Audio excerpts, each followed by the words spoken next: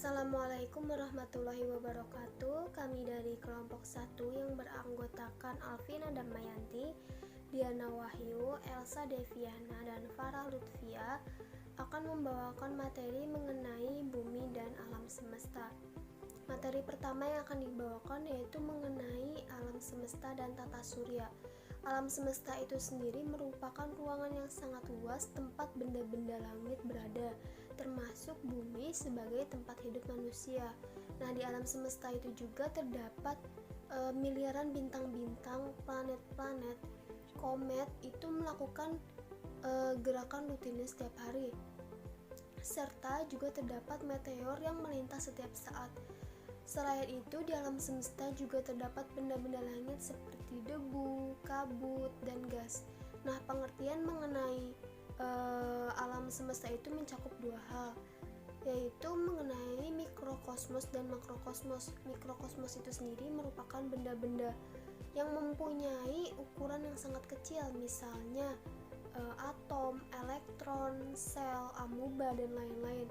Sedangkan makrokosmos adalah benda-benda yang berukuran sangat besar, misalnya planet-planet dan galaksi.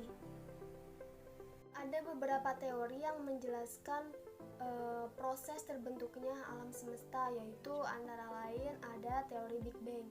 Teori Big Bang ini dikemukakan oleh ilmuwan Belgia pada tahun 1927. Menurut teori Big Bang, alam semesta berasal dari keadaan yang panas dan padat yang mengalami ledakan yang dahsyat dan mengembang. Semua galaksi di alam semesta akan memuai dan menjauhi pusat ledakan tersebut. Pada model Big Bang, alam semesta berasal dari ledakan sebuah konsentrasi materi tunggal miliaran tahun yang lalu yang secara terus-menerus berkembang sehingga lama-kelamaan menjadi lebih dingin seperti sekarang ini. Lalu teori selanjutnya yaitu teori keadaan tunak. Meskipun teori Big Bang itu merupakan salah satu teori yang paling mungkin dalam menjelaskan terbentuknya alam semesta, namun muncullah teori-teori lain, yaitu teori keadaan tunak. Nah, teori keadaan tunak ini dikemukakan oleh ilmuwan dari Universitas Cambridge pada tahun 1948. Menurut teori keadaan tunak, alam semesta tidak ada awalnya dan tidak ada akhirnya. Alam semesta selalu tetap seperti sekarang. Jadi materi yang ada selalu terus-menerus datang berbentuk atom-atom hidrogen dalam angkasa yang membentuk galaksi baru dan menggantikan galaksi yang lama, lalu bergerak menjauhi dalam ekspansinya. Lalu teori yang ketiga yaitu ada teori osilasi. Teori osilasi ini hampir sama dengan teori keadaan tunak. Jadi menurut teori osilasi, alam semesta tidak ada awalnya dan tidak ada akhirnya. Menurut teori osilasi, sekarang alam semesta ini tidak konstan, melainkan berekspansi dimulai dari dengan adanya dentuman besar atau Big Bang. Jadi alam semesta mungkin telah memulai dalam sebuah dentuman besar atau mungkin berada dalam keadaan tetap, dalam keadaan berosilasi. Materi selanjutnya yaitu mengenai tata surya. Tata surya itu sendiri merupakan kumpulan benda langit yang terdiri dari sebuah bintang yang disebut matahari dan semua objek yang terikat oleh gaya gravitasinya. Tata surya itu sendiri terletak di tepi galaksi Bima Sakti dengan jarak sekitar 25.000 hingga 28.000 tahun cahaya dari pusat galaksi. Tata surya mengelilingi pusat galaksi Bima Sakti dengan kecepatan 220 km per detik dan dibutuhkan waktu sekitar 225 hingga 250 juta tahun untuk sekali mengelilingi pusat galaksi. Dengan umur tata surya yang sekitar 4,6 miliar tahun, berarti tata surya kita telah mengelilingi pusat galaksi sebanyak 20 hingga 25 kali dari semenjak terbentuknya. Ada beberapa teori yang menjelaskan mengenai pembentukannya tata surya, yaitu yang pertama ada teori kabut atau nebula. Teori kabut atau nebula ini dicetuskan oleh filsuf yang bernama Immanuel Kant dalam karyanya di tahun 1755 yang berisi dia ini mencetuskan teori yang menjelaskan asal muasal tata surya. Dia berpendapat bahwa pada awalnya kabut dan gas yang ada di angkasa berputar lambat dan membentuk cakram datar dengan beberapa inti massa. Nah, inti massa yang berada di tengah ini memiliki suhu yang tinggi dan berpijar lalu membentuk matahari. Sementara bagian inti massa di pinggirnya mengalami pendinginan dan perlahan-lahan berubah menjadi planet yang mengorbit pada matahari. Lalu teori yang selanjutnya yaitu teori awan debu. Teori awan debu ini dicetuskan oleh Carl Friedrich. Dia mengatakan bahwa tata surya ini terbentuk dari gas dan debu yang berkumpul berputar menyerupai cakram lalu berubah bentuk menjadi planet dan matahari. Dalam teori awan debu ini hampir mirip dengan teori nebula atau teori kabut. Namun yang membedakannya itu adalah prosesnya. Jadi pada proses teori awan debu ini itu terjadi perbedaannya di pemampatannya. Jadi pada proses pemampatan ini partikel debu tertarik ke bagian pusat awan membentuk bola dan lama-kelamaan menjadi cakram. Nah, partikel yang berada di tengah cakram ini saling menekan lalu menimbulkan panas dan jadi pijar. Nah, bagian tengah ini kemudian menjadi matahari.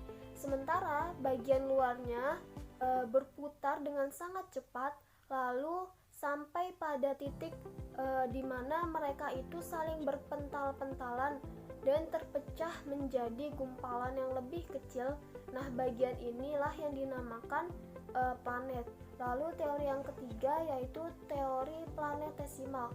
Teori planetesimal ini dikemukakan oleh Forrest R. Moulton pada tahun 1905 yang berpendapat bahwa pada mulanya matahari itu sudah ada. Jadi pada suatu waktu ada sebuah bintang yang ukurannya besar yaitu matahari dan mengorbit dekat dengan matahari. Nah, berhubung si bintang gede ini punya gravitasi, akibatnya ada partikel matahari yang terseret keluar. Nah, partikel-partikel yang tidak terseret jauh berhasil kembali masuk dan bergabung dengan matahari. Tetapi partikel yang terseret jauh hanya mengambang di angkasa. Nah, partikel-partikel kecil yang mengambang ini lama-kelamaan mengumpul, menyatu dan mengeras sehingga menjadi berbagai planet. Selanjutnya yaitu ada teori pasang surut. Teori pasang surut ini hampir sama dengan teori planetesimal. Bedanya itu kalau teori planetesimal gravitasi bintang besar ini membuat partikel-partikel di matahari tertarik. Nah, kalau teori pasang surut yang dibawa adalah gelombang pasang gas-gas panas matahari. Nah, gelombang pasang ini tertarik dan saling tarik menarik antara gelombang-gelombang yang lainnya. Jadi sebagian gas matahari masuk kembali ke matahari dan sebagiannya lagi itu pecah dan menjadi partikel-partikel yang akan menjadi cikal bakal planet. Lalu kenapa kok namanya teori pasang surut? Karena pada peristiwa gas itu tertarik ke bintang itu mirip seperti peristiwa pasang dan surut. Jadi saat gelombang panas itu lepas, lalu sebagian kembali ke matahari mirip seperti peristiwa pasang surut. Teori yang terakhir yaitu teori bintang kembar. Teori bintang kembar ini hampir sama juga dengan teori planetesimal. Jadi dahulu matahari mungkin merupakan bintang kembar, kemudian bintang yang satu itu meledak dan menjadi kepingan-kepingan. Nah, karena adanya pengaruh gaya gravitasi, maka kepingan-kepingan yang lain itu bergerak mengitari bintang ini dan menjadi planet-planet, sedangkan bintang yang tidak meledak itu menjadi matahari. Terima kasih kepada Farah yang telah memaparkan materinya dengan baik. Selanjutnya saya Alvina Damayanti akan memaparkan materi tentang galaksi dan matahari.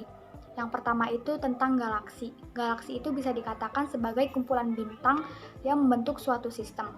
Sistem di sini terdiri dari satu atau bahkan lebih benda angkasa yang ukurannya besar yang dikelilingi oleh benda angkasa lain yang mengelilingi secara teratur. Menurut ilmu astronomi, galaksi dikatakan sebagai suatu sistem yang terdiri dari bintang-bintang, gas, atau debu yang amat luas. Dan di dalamnya juga memiliki gaya tarik-menarik yang biasa kita sebut sebagai gaya gravitasi. Galaksi ini ditemukan oleh ilmuwan Amerika bernama Edwin Hubble. Pada saat itu ia mengamati galaksi-galaksi dari jauh, dan ia mengatakan bahwa galaksi bergerak menjauh secara teratur. Dan dari situlah timbul dua teori utama pembentukan galaksi. Teori pembentukan galaksi ada dua, yaitu teori Big Bang dan teori keadaan tetap. Yang pertama yaitu teori Big Bang. Teori Big Bang yaitu dikemukakan pada tahun 1930 oleh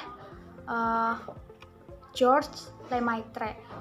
Ia mengemukakan bahwa alam semesta terbentuk akibat adanya ledakan yang amat dahsyat dan melepaskan jasad-jasad ke segala arah. Dan seiring berjalannya waktu, jasad-jasad itu membentuk sebuah galaksi. Yang kedua itu teori keadaan tetap. Teori keadaan tetap dikemukakan oleh 3 ahli, yaitu Hermann Bondi, Thomas Cole, dan Fred Hoyle. Mereka mengatakan bahwa alam semesta berada di dalam keadaan serba tetap. Walaupun galaksi-galaksi bergerak saling menjauh, tetapi kepadatan alam semesta tidak berubah karena di dalamnya terdapat pembentukan jasad baru. Selanjutnya yaitu ciri-ciri dari galaksi. Galaksi memiliki bentuk-bentuk tertentu. Maksudnya di sini yaitu dalam inti galaksi itu terdapat cahaya sehingga mudah dikenali. Yang kedua yaitu galaksi mempunyai cahaya sendiri. Jadi galaksi ini memantulkan cahaya sendiri tanpa bantuan atau pantulan dari benda angkasa lain. Yang ketiga itu ada antara galaksi satu dengan yang lain itu jaraknya jutaan tahun cahaya. Jadi jarak antara satu galaksi dengan yang lainnya sangat berjauhan. Yang terakhir yaitu galaksi dapat terlihat jelas di luar jalur bintang Kaliserayu. Jalur bintang Kaliserayu ini nama lain dari galaksi Bima Sakti. Bahkan jaraknya itu ribuan sampai jutaan tahun cahaya. Selanjutnya yaitu bentuk-bentuk galaksi. Yang pertama yaitu galaksi tak beraturan. Galaksi ini tidak memiliki bentuk khusus. Contohnya itu seperti awan Magellan besar dan awan Magellan kecil. Yang kedua itu ada galaksi spiral.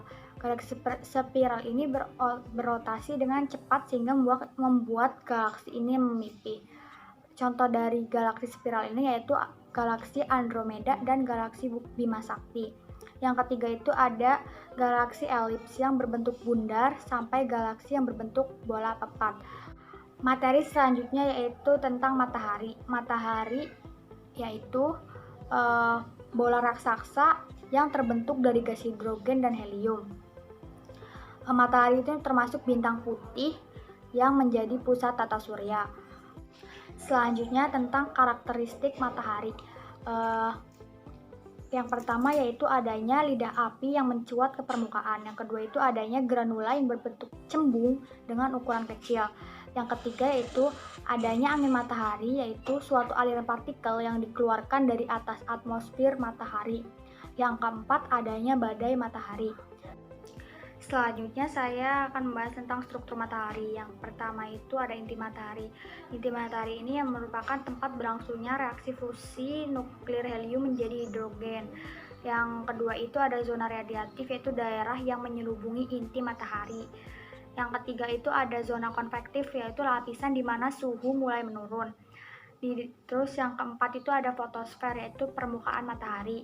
Dan yang kelima itu ada kromosfer, yaitu lapisan di atas fotosfer. Dan yang terakhir itu ada korona, lapisan terluar dari matahari yang berwarna putih. Pergerakan matahari dibagi menjadi dua, yaitu matahari berotasi pada sumbunya dengan sekitar 27 hari untuk mencapai 1 kali putaran. Dan pergerakan yang kedua itu matahari dan keseluruhan isi tata surya bergerak di orbitnya mengelilingi galaksi Bima Sakti. Sekian pemaparan dari saya mengenai galaksi dan matahari. Kurang lebihnya mohon maaf, dan materi selanjutnya akan dilanjutkan oleh Diana Wahyu Handayani. Terima kasih Vina atas pembahasannya. Kemudian saya akan membahas tentang planet dan benda angkasa. Planet merupakan suatu benda angkasa yang terus berevolusi. Planet berasal dari bahasa Yunani, yaitu planetai yang berarti pengembara. Kenapa disebut pengembara? Karena planet ini terus berputar mengelilingi matahari dan memiliki kedudukan yang tidak tetap. Ciri-ciri planet salah satunya yaitu berbentuk bulat atau hampir bulat dan tidak menghasilkan cahaya. Planet dibagi menjadi dua jenis, yaitu ada berdasarkan letak dan berdasarkan penyusunannya. Kalau yang berdasarkan letak ini dibagi menjadi dua juga, yaitu ada planet dalam dan planet luar. Planet dalam adalah planet yang orbitnya ada pada bagian dalam orbit asteroid tata surya, sedangkan planet luar merupakan orbitnya ada pada bagian luar orbit asteroid tata surya. Sedangkan berdasarkan penyusunannya dibagi menjadi dua, yaitu ada terestrial dan Jovian. Terestrial ini tersusun dari batuan, contohnya seperti Merkurius, Venus, Bumi, dan Mars. Sedangkan Jovian tersusun dari gas dan mempunyai tekanan yang besar, contohnya ada Jupiter, Saturnus, Uranus, dan Neptunus. Selanjutnya ada urutan planet. Urutan planet yang ada di galaksi Bima Sakti ini ada 8. Yang pertama ada Merkurius. Merkurius merupakan planet yang paling dekat dengan matahari karena hanya memiliki jarak sekitar 58 juta kilometer dan memiliki diameter sekitar 4.862 km. Dan Merkurius ini dalam satu kali revolusi membutuhkan waktu kurang lebih 88 hari. Selanjutnya ada Venus. Planet ini berjarak 108 juta kilometer dari matahari dengan memiliki diameter 12.100 km dan membutuhkan waktu sekitar 225 hari dalam satu kali revolusi. Selanjutnya ada Bumi. Bumi yang kita tinggali ini memiliki jarak dari matahari sekitar 150 juta kilometer dengan memiliki diameter 12.750 km dan membutuhkan waktu 1 tahun atau 365 hari dalam mengelilingi matahari. Dan Bumi memiliki satelit alami yaitu bulan. Selanjutnya ada Mars. Mars jarak dari matahari berjarak 228 juta kilometer dengan diameter 6.779 km dan membutuhkan waktu kurang lebih 687 hari dalam satu kali revolusi. Nah, selanjutnya yaitu ada planet Jupiter. Planet ini merupakan planet yang paling besar di antara planet yang lainnya karena planet ini memiliki diameter kurang lebih 143.000 km dan memiliki jarak dari matahari sekitar 778 juta kilometer. Planet Jupiter ini membutuhkan waktu kurang lebih 12 tahun dalam melakukan satu kali revolusi. Selanjutnya ada planet Saturnus. Planet ini merupakan disebut juga planet yang paling indah karena planet ini memiliki cincin yang mengitarinya. Cincin ini terbentuk dari debu dan partikel-partikel angkasa. Planet Saturnus ini memiliki diameter kedua paling besar, yaitu berukuran 120.000 km dan berjarak antara 1.428 juta kilometer. Selanjutnya ada planet Uranus. Planet ini berjarak dari matahari sekitar 2.869 juta kilometer dan memiliki diameter sekitar 50.724 kilometer dan membutuhkan waktu 84 tahun dalam satu kali revolusi. Nah, yang terakhir ini ada planet Neptunus. Planet ini berjarak dari matahari sekitar 4.495 km dan memiliki diameter sekitar 48.600 km. Dalam satu kali berevolusi, planet Neptunus ini membutuhkan waktu 165 tahun dalam satu kali berevolusi. Nah, kenapa sih Pluto tidak dijadikan sebagai planet? Karena Pluto memiliki ciri-ciri yang tidak sama dengan planet. Yang pertama, Pluto memiliki ukuran yang jauh lebih kecil daripada planet dan memiliki jarak yang sangat jauh di antara planet-planet yang lain. Selain itu, Pluto juga memiliki orbit yang tidak tetap atau sering berpindah atau keluar dari orbit. Selanjutnya, kita akan membahas tentang benda angkasa. Benda angkasa merupakan objek fisik yang ada pada alam semesta. Nah, benda angkasa ini dibagi menjadi 12 macam. Yang pertama, yaitu pada planet. Seperti yang dibahas sebelumnya, planet merupakan benda angkasa yang berbentuk bulat atau hampir bulat dan tidak memancar cahaya. Terus ada satelit. Satelit merupakan benda angkasa yang mengorbit atau mengikuti suatu planet, tetapi tidak semua planet diikuti oleh satelit. Selanjutnya ada bintang. Bintang merupakan objek angkasa yang memancarkan cahaya. Lalu ada galaksi. Galaksi merupakan sistem masif langit yang terikat dengan gravitasi. Selanjutnya ada gugus galaksi. Gugus galaksi merupakan gabungan dari ratusan ribuan galaksi. Lalu ada super gugus galaksi. Super gugus galaksi ini merupakan struktur alam semesta yang tersusun atas gugus galaksi. Lalu ada nebula. Nebula merupakan awan antar bintang yang berisi debu, gas, dan plasma. Lalu ada asteroid. Asteroid merupakan benda angkasa yang lebih kecil daripada planet, namun dia juga lebih besar daripada meteoroid. Selanjutnya ada meteoroid. Meteoroid merupakan benda angkasa yang berukuran lebih kecil daripada asteroid. Selanjutnya ada komet. Komet merupakan benda angkasa yang mengelilingi matahari dengan garis edar yang lonjong atau hiperbolis atau parabolis. Selanjutnya ada debu antariksa. Debu antariksa ini terbuat dari sampah angkasa atau yang terdiri dari puing-puing satelit, puing pesawat, dan benda angkasa yang hancur. Selanjutnya yang terakhir ada lubang hitam. Lubang hitam yang kita kenal dengan black hole merupakan lubang yang memiliki gravitasi kuat untuk menghisap benda yang ada di sekitarnya. Cukup sekian pemaparan dari saya. Selanjutnya akan dijelaskan oleh Elsa Deviana. Baik, terima kasih Diana atas pemaparan materinya. Selanjutnya, saya Elsa Deviana. Pada kesempatan kali ini saya akan menjelaskan mengenai aurora. Yang pertama, saya akan menjelaskan mengenai pengertian aurora. Aurora merupakan fenomena alam yang menyerupai pancaran cahaya yang menyala-nyala pada lapisan ionosfer dari sebuah planet yang terjadi akibat adanya interaksi dari medan magnetik dari planet tersebut dengan partikel bermuatan yang dipancarkan oleh matahari atau angin surya. Selanjutnya, proses terjadinya aurora. Proses terjadinya aurora ini memiliki keterkaitan antara bumi dan matahari. Frekuensi aurora memiliki korelasi dengan frekuensi aktivitas surya dan aktivitas 11 tahunan matahari. Fenomena aurora terjadi karena tumbukan atom-atom yang mengenai partikel-partikel yang memiliki muatan, terutama proton dan elektron yang berasal dari matahari. Kemudian partikel-partikel ini terlempar dengan kecepatan lebih dari 500 mil per detik yang kemudian terhisap oleh medan magnet bumi yang berada di sebelah kutub utara dan kutub selatan. Terdapat angin matahari yang merupakan suatu aliran yang dipancarkan oleh bagian terluar matahari.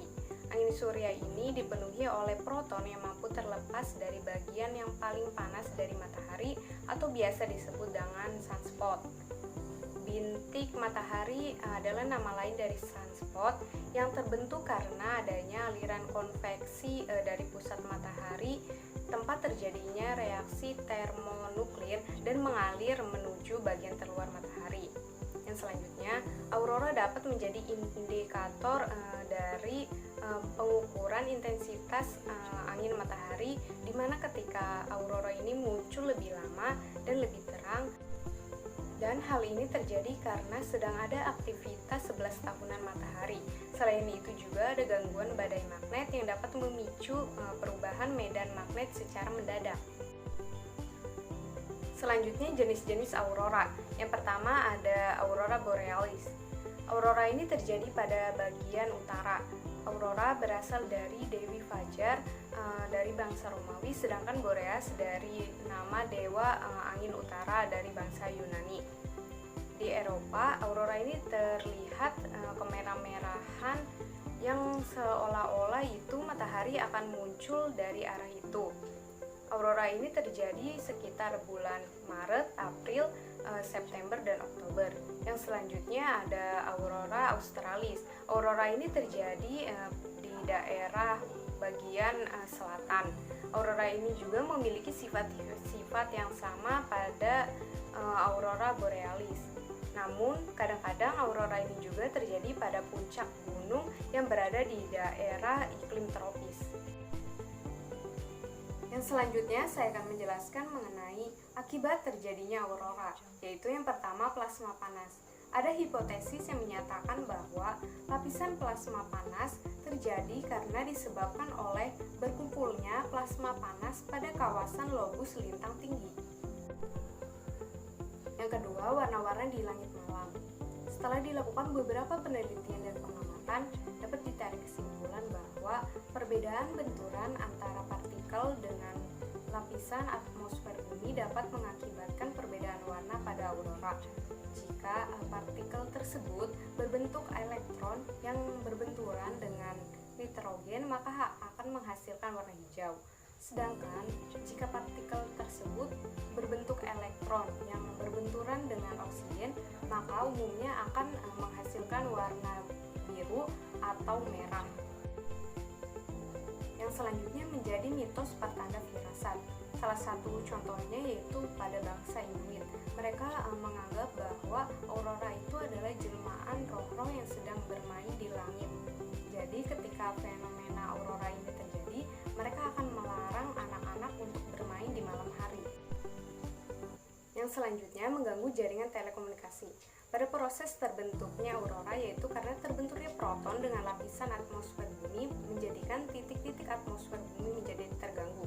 Gangguan tersebut juga melubangi atmosfer, sehingga gelombang elektromagnetik yang seharusnya dipantulkan akan menjadi disalurkan keluar angkasa.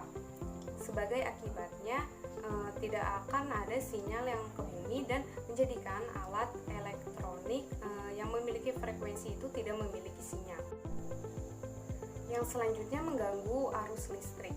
Proses terbentuknya aurora juga tidak lepas dari adanya badai matahari yang berbenturan dengan magnetosfer bumi, sehingga badai matahari ini juga menyebabkan gangguan pada kelistrikan. Yang selanjutnya mengganggu atau merusak satelit.